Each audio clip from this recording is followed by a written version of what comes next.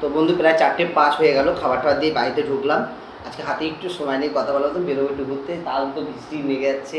একদিনও তো বৃষ্টি কম হচ্ছেই না, একদিনের জন্য যদি থামতো তাও তো শ্রাবণ মাসটা গোটাই হচ্ছে যাচ্ছে। দেখুন আছে মটন কষা, এই মা আমার জন্য একটা পটল, খাসির মাংসের মধ্যে একটা পটল দেবেই আমার জন্য। আর এই যে গোটা গোটা রসুন, এটা যেমন গোটা রসুন।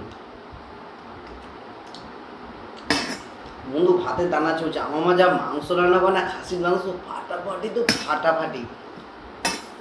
এর মাংসও লাগবে না বন্ধু, শুধু ঝোল আলুটা খাবেন না, মুখে লেগে থাকবে। নাহলে বন্ধু বিশ্বাস করবেন না, আমি সকালবেলা সবজি কাটছি, তখন ভিডিও করছিলাম, তখনই ফোনটা এসছে। ভাগ্যিস সে সময় ফোনটা আমার হাতে ছিল, দোতলায় ছিল না। তা বলছে আমি থানা থেকে ফোন করছি, তা একটা অর্ডার নিতে হবে, প্রায় 100 লোকের রান্না কালকে।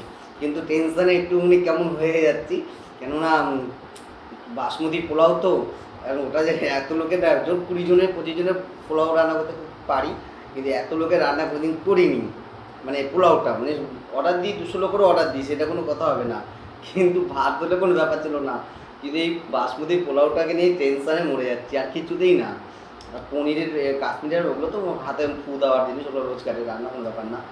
পনির তো আমুল ক্রিম নিয়ে আসলেই টেস্টি হয়ে যাবে, আর কোনো ব্যাপার না। আর পোস্ত বাটা আর মগজদানা বাটা, আলুদমও তাই। কিন্তু ওই পোলাওটাকে নিয়ে খুব টেনশান একটা রয়েছে, কত করে খাবার দেবো, কত করে জানি একটু নাম পাই, এটাই হচ্ছে ব্যাপার, আর কিছু চাই না। আহ